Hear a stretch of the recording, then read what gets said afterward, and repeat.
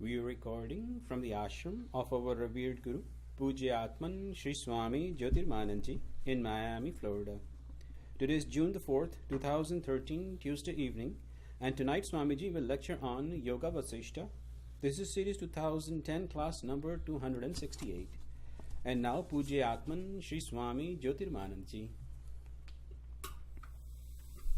Om Brahmanandam Param Sukhadam Kevalam Jnana Murtim Dvandvatitam Gagan Sadrisham Tattvamasyadi Lakshyam Ekam Nityam Vimalamachalam Sarvadhi Sakshi Bhutam Bhavatitam Trigunarahitam Sadgurum Tam Namam. Om.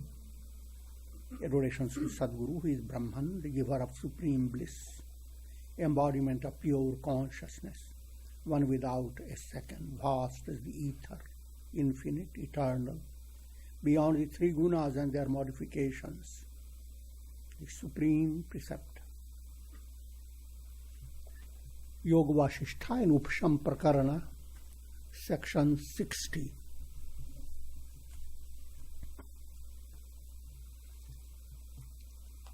Story of King Suragu continues. I call it story because these are all allegorical presentations. This is not historical account. And you must also understand that great personalities have made history and on the spiritual path. But the history aspect has no meaning, because different historians will describe them in different ways. And you can go on fighting that this is the way he did it, and the other said, no, he didn't do that way. That's absolute deviation from the real purpose of the scriptures.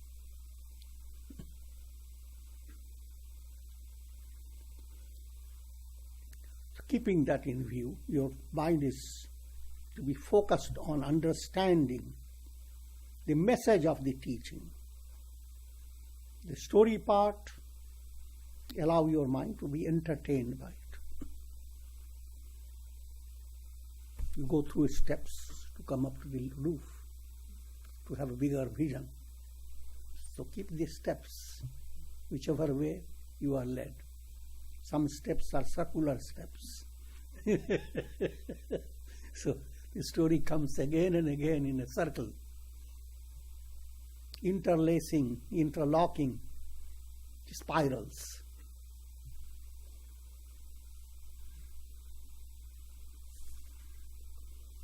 Presently, King Suragu, who was a king of a hill tribe population, his country was known as Swarnajata, because all those who were his subjects, their hairs were like a little yellow, with little sunshine shone like golden. So it's called Swarnajata, matted locks that shone like the gold. And Suraghu was their king. And as I've already related this story, he developed profound purity of mind, practiced intense vichar, reflection, and he was guided by a great sage, Mandavya. All this ended up with his realization. He attained realization, continued to rule his country,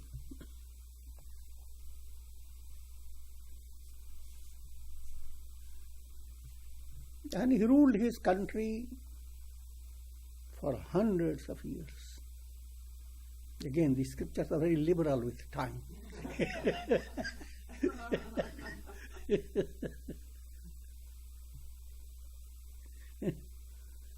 Whether he ruled his country after enlightenment only for one day or 1 hour, or he ruled it for 1,000,000 years, If you understand the magic of time, it means just the same thing.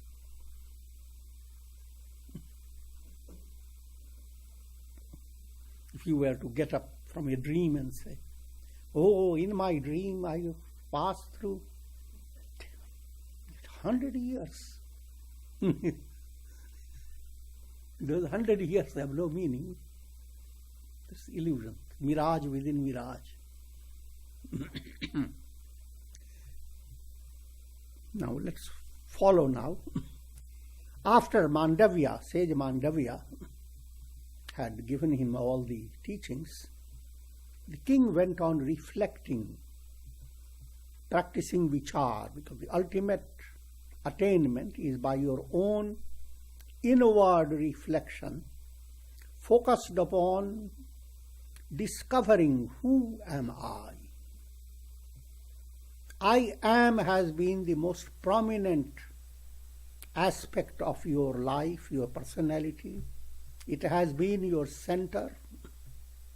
And yet the mind has not given all its attention on it to find it. Even the simple fact, now nothing in the world do you love more than that I am. You have no choice, because if that I am is not there, the whole world means nothing. It is in and through that your I awareness, that everything in the world becomes real. But if I awareness is not understood, then you have not fulfilled the purpose of your existence in a profound way. And you will be led to incarnate countless cycles of birth and death. And no matter how much you experience the world, ego-based fulfillment will come and go. But the I am has not been discovered. Until you discover it, realize it, the world movement goes on. When you discover it, realize it, it's like dream has ended. Dream can end two ways. While still dreaming, you have come to the grip of understanding this is a dream. Let the dream continue, it's a fun. Or let it close up. That also is a fun. If dream continues, then called Jivan Mukti. You are alive with all practical realities. If you knew French before your enlightenment, you continue to have the same language.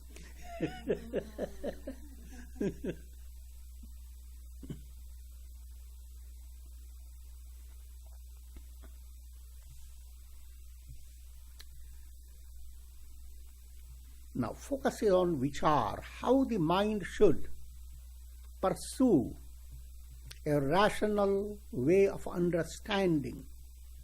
Who am I? The world experience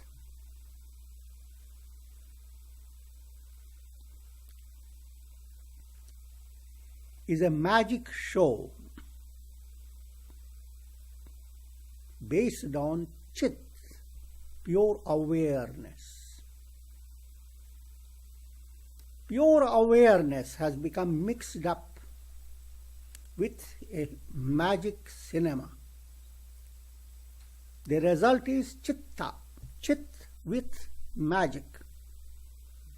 Chitta, two T's.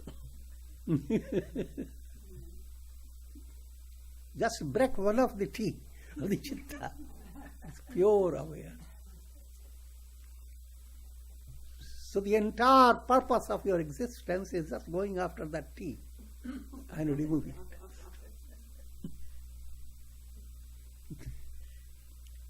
Now, to give you more graphic way to understand, you are watching a cinema show. It's very entertaining, thrilling, maybe horrifying, all times. This form of perception of the show, called samanya drishti, general way of looking at it. Now, but while you are seeing the show, you are using your head.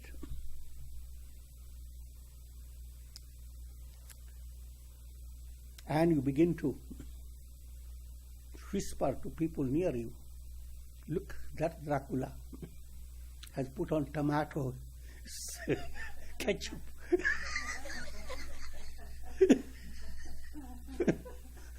He's an actor, I knew him.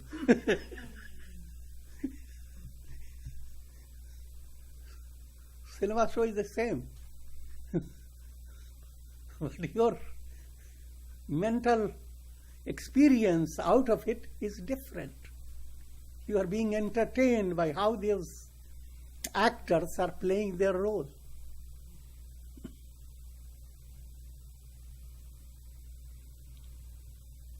And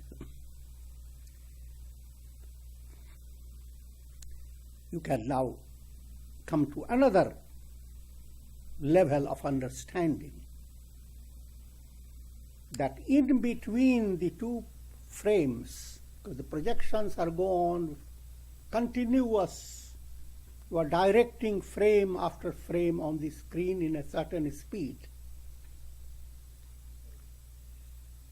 You come to a state of vision, sukshma drishti, that you begin to break the continuity and you come to realize, look, this picture was taken 2 years back, that picture was taken at another time, and they just mixed it up. To the person who is looking at it, it's a continuity. What was shot at a different time, at a later time, and what was shot at an earlier time, the cinema process can mix it up. Past can become present, and present can become future, and so forth. And if you begin to understand that all this time and space is mixed up, you are developing sukshma drishti, subtle. And you go further. Jnana drishti. Break the continuity. Look in between the frames. Split up the continuity of the thought waves and go after just those three thought waves that slipped back, thought wave that is coming up, thought wave that is present. But you realize that present is constantly putting one leg in the past and one leg in the future.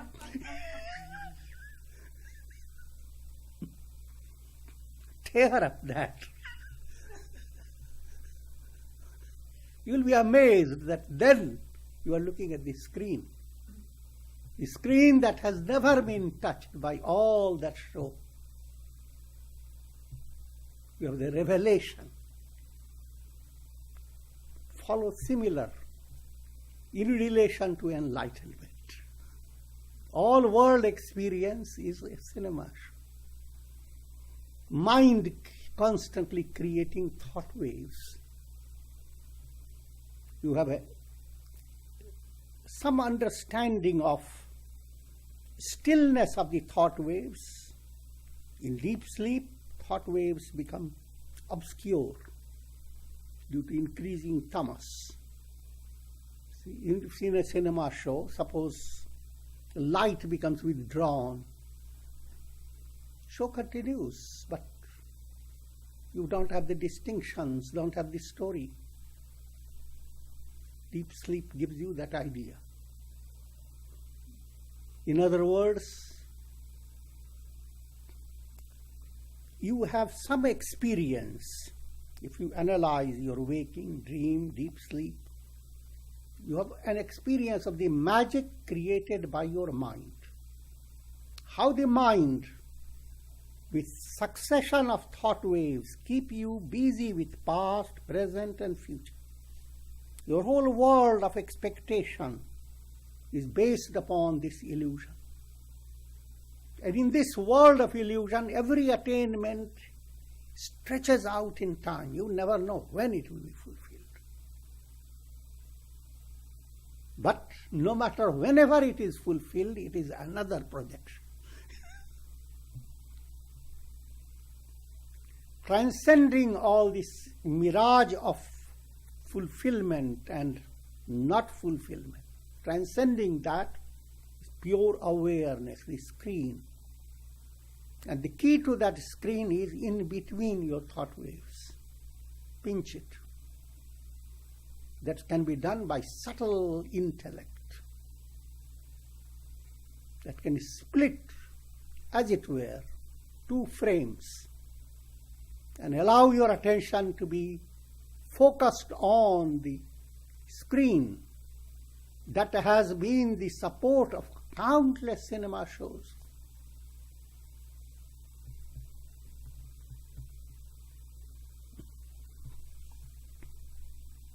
Entire world is chit, pure awareness, blended with projections of the conditioned mind. And the conditioned mind doesn't have its reality.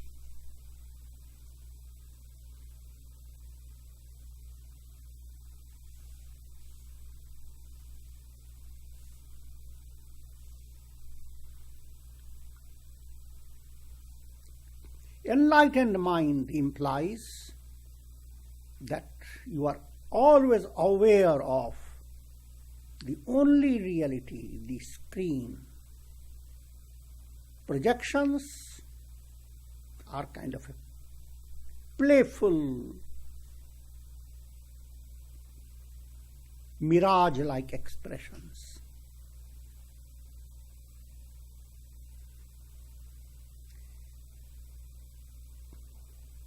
King Suragu became rooted in that awareness called sahaja samadhi.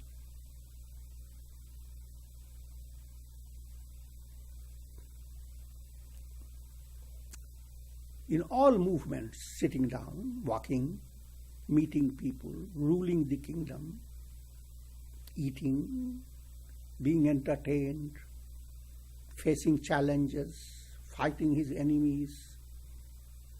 Think of all types of activities. But in spite of all the activities, ever immersed in samadhi. So the concept of samadhi has to undergo a great change. The general concept is a person sits down in a meditation. First you have to watch that his legs are well folded. Then you have to watch his spine is erect. Then watch his breaths must be harmonized. That's meditation and samadhi, correct, but that's disciplinary stage. Disciplinary stage goes on impacting your unconscious. When unconscious has gone into a profound change, it allows you to see the world process as succession of thought images, succession of frames, and allows you to peep into, in between the thought wave. Then your samadhi has become spontaneous. You don't have to pick the nose to control the pranas. You don't have to sit in. It's spontaneous. Let the cinema go on. The screen is constantly your reality. That's called sahaja samadhi. That's the goal. That's what sages and saints attained. If they didn't attain that way, there would be no spiritual teaching. Anyone who attained enlightenment, the very day he attained, he just vanished. And disciples say, oh, he became Videha Buddha.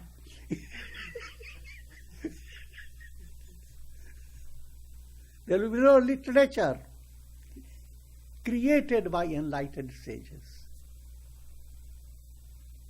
But all great writings, all great actions have been performed by enlightened people.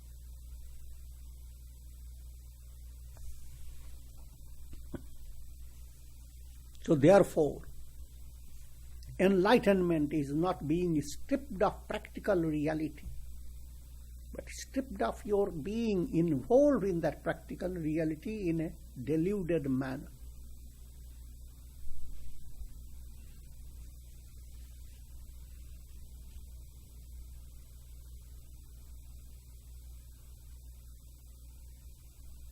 Thus he continued to rule his kingdom for hundreds of years, timeless.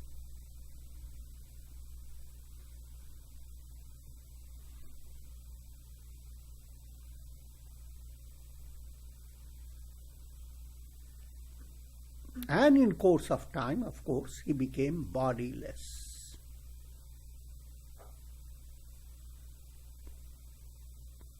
Just as a river enters the ocean, and all the descriptions that you were aware of about the river all merge into the ocean. In the same way, anyone who attains videha mukti merges in Brahman.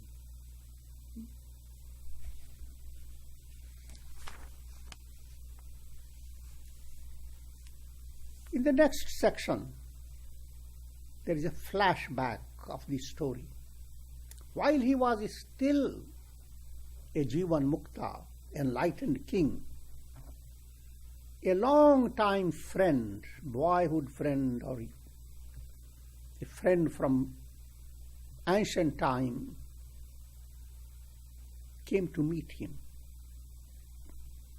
This friend also has attained enlightenment. His name is Parigha. Parigha means something like a thunderbolt. A hero having that type of weapon means he is completely invincible. It's a figurative term indicating that his self-realization granted him immense power, made him immune to the world process. This immunity is the highest. All the three gunas become little bacterias.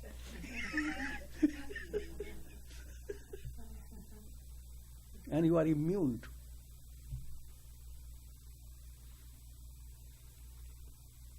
Therefore, he was known as Parigha.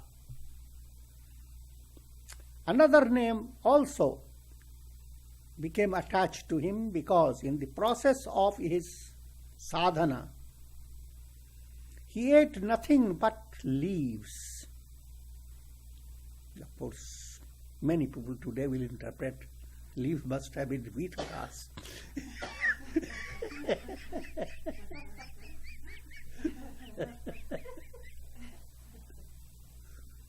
The focus is not exactly that. The idea is no matter what you eat, it is the same.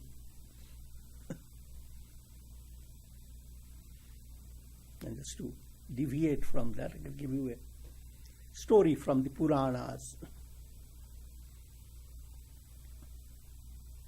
Once, gopis and Krishna in Krishna time, they came to know that Durvasa sage had come across the Yamuna river, and people were going to adore him, and they turned to Krishna and they asked, "Oh Krishna, we all want to go there to have darshan of the great sage and to present our offerings." Krishna says, "Why not? It's a wonderful idea." But said, They said, the river is on flood and we don't have boats at this time. How can we go? Krishna said, look, I will tell you a secret. Just tell the river, you go there and over the Yamuna river and say, O river goddess,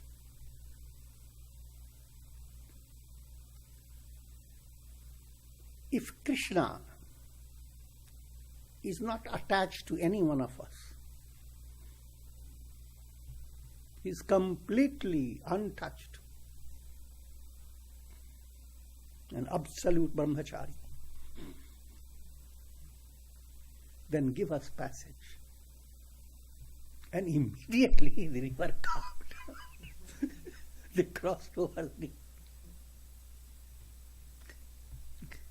And internally they went on laughing. That Krishna spoke a lie. Because they knew Krishna played with them.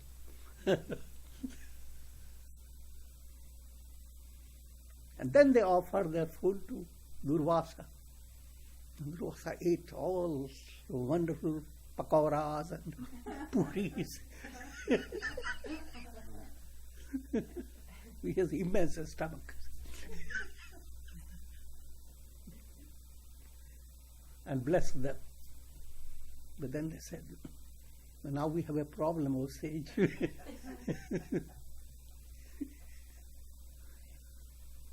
How can we cross the river? River is on flood. Durvasa said, tell the river, if Durvasa doesn't eat anything other than grass,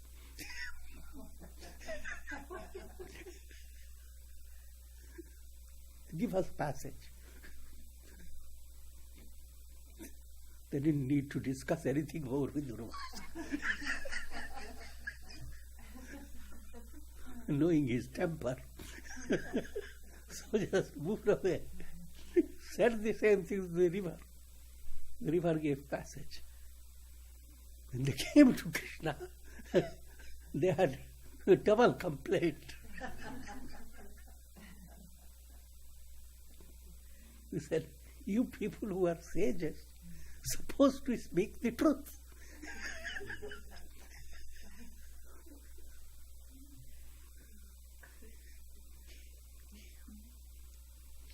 You made us speak lie, that we don't love you, you don't love us. They have elaborated it. You are untouched.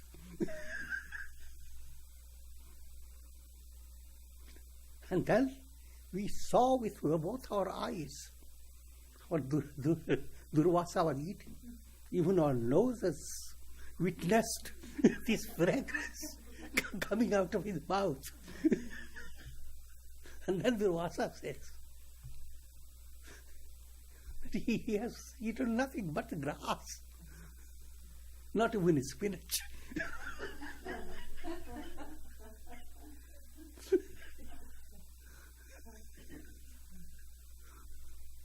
Oh, what a lie.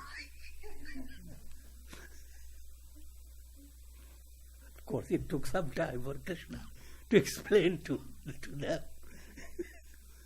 That is a world of Maya. Enlightened sages are not involved with their senses.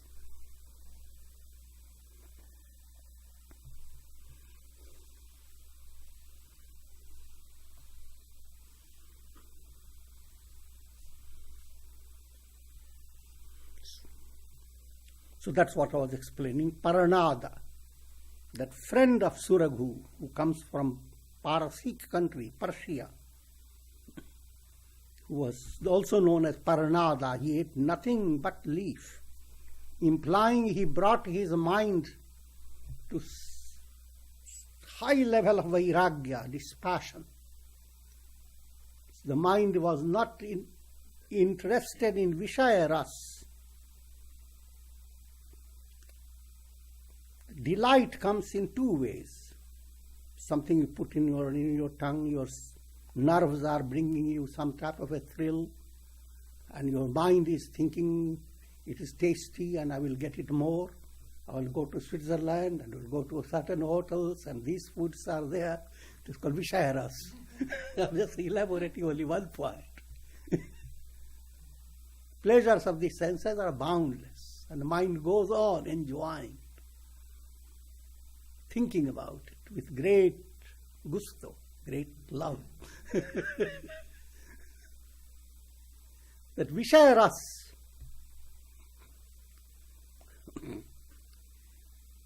as Vairagya develops and your mind is enjoying the experience of the revelation of profound joy, the bliss of the soul,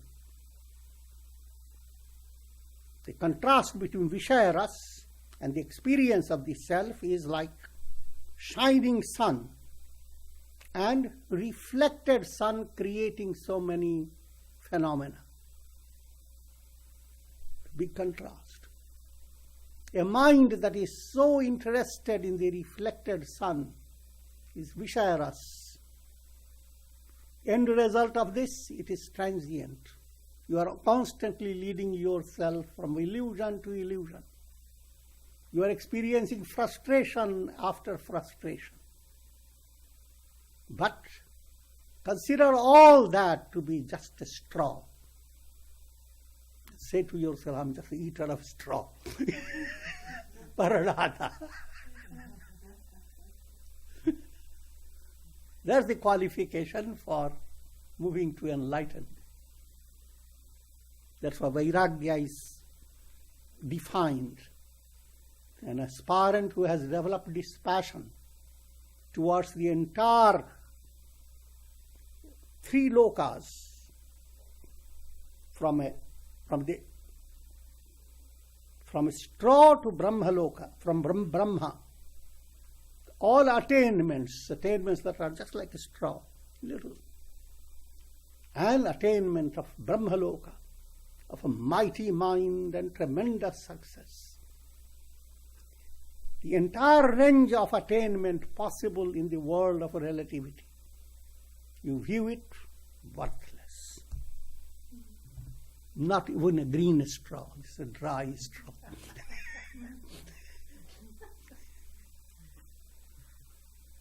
If you have set your feet towards it, you are a paranada, eater of straw.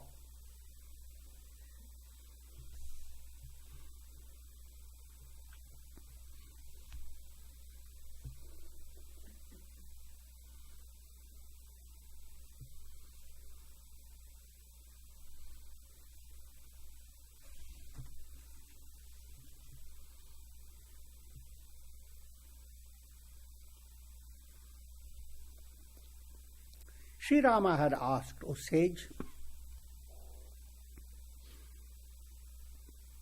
how can mind that is ever restless,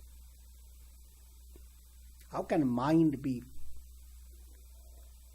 focused, rendered one-pointed?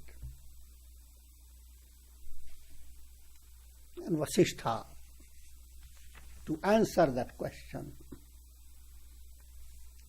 he gave this story of how Suraghu had a friend known as Parigha, also known as Paranada, which I have explained. And a meeting took place after enlightenment of Suraghu. He met that old friend who was also enlightened. His enlightenment was attained by his way. Suraghu attained according to his way. But both attained the same level. And they shared their experience with each other. And I am presenting so that you share it. And let all people, audience, share it.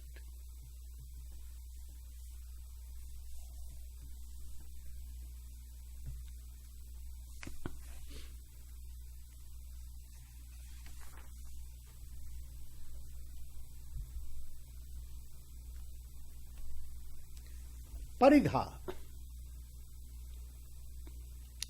had practiced austerity, tapascharya,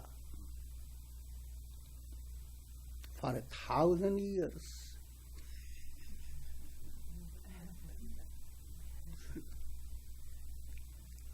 Scriptures give these descriptions. The audience in India are so used to that they don't question.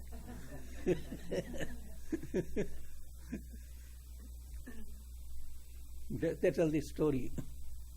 Uma Devi, the daughter of the Himalayas, practiced austerity for thousands of years. But again they describe her marriage with him as if she is 16-year-old girl.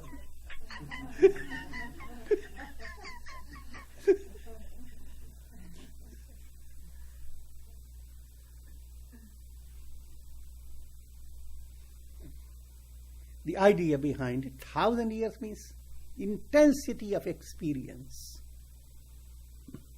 Sometimes you live 10 years, 50 years, and yet there has been no intensity of any substantial experience. Sometimes you have intensity of substantial experience even for 12 hours. How can you describe it? It's as if 50 years was put in your pocket.